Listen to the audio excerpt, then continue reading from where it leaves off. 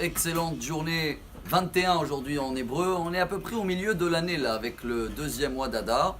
Et notre paracha aussi, il y a une lettre qui est pile à milieu de la Torah. Bon, c'est la lettre Vav dans le mot Gachon. Ce qui veut dire qu'il y a un message aujourd'hui, cette semaine, pile au milieu de toute la Torah, qui nous concerne à chacun. Chacun, on dit en hébreu Kol Echad. C'est Kaf Aleph. En hébreu, c'est la journée d'aujourd'hui.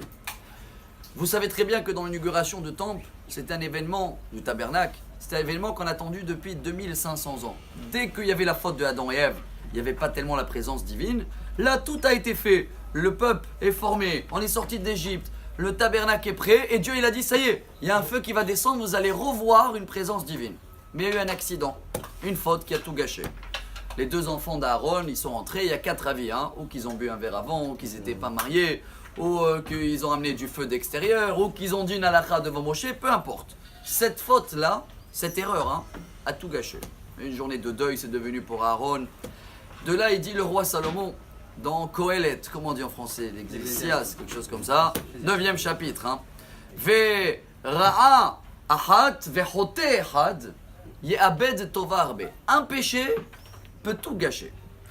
D'où on apprend ça? Il y a une histoire dans le Talmud, Moed Katan, 12e page, avec Rabbi Yanaï. Il avait un champ, il avait oublié de le faire avant Chol HaMoed, récolté, on dit en français. Et vous savez que pendant les demi-fêtes, on a le droit de faire que quelque chose que si tu le fais pas tout de suite, ce sera perdu. Alors il est parti faire Chol HaMoed, il n'avait pas le choix, il ne pouvait pas avant, il ne pouvait pas après. Comme ils l'ont vu, tous les gens de la ville, que le grand rabbin a fait ça pendant Chol HaMoed, tout le monde, ils ont dit, le rabbin, tout le monde, ils ont commencé à récolter Chol HaMoed. Mais lui, dès qu'il a vu comment ils ont interprété ce qu'il a fait, il a pris sur lui, un an, il n'a pas touché son champ. Voilà, je ne veux plus profiter parce que j'ai fait une erreur. Vous croyez que tout le monde qu'ils ont fait comme le rabbin pendant Chol HaMoed, ils ont refait aussi comme le rabbin un an? Pas du tout. Qu'est-ce qu'on apprend de là? Quand il y a un accident, une faute, ça gâche tout. Tout le monde a pris un exemple. Mais pourquoi ils ne prenaient pas exemple du rabbin qui se lève tous les matins à 4h du matin et qui l'étudie toute la journée? Ah non, ce qui les arrange, il y a défaut, on arrive à copier. Pour cela, on termine avec un message positif parce que c'est Pessah.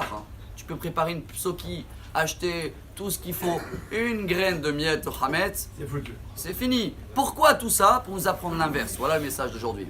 Si un petit dégât en haut peut changer le plan de Dieu, peut tout faire, chers amis, chaque mitzvah qu'on fait, voilà le message du jour, il est multiplié minimum 500 fois que le péché. On apprend ça, on sait très bien, notre serhet c'est de la halafim, mais poked avon avot albanim shilishim veribim. Quand il y a un péché, alors c'est marqué dans la Torah, Parashat Kitissa, un péché, Dieu il le met maximum 4 générations.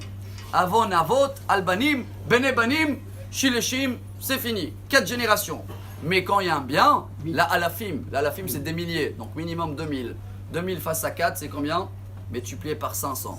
Alors n'oubliez pas, une mauvaise action, les gens y voient, ça peut faire un dégât énorme. Mais une bonne action, multiplié par 500. Alors bonne préparation à Pessah, qu'on va bien faire attention à tous les petits détails qui vont nous donner une journée excellente multipliée par 500. Amar Rabbi Elazar.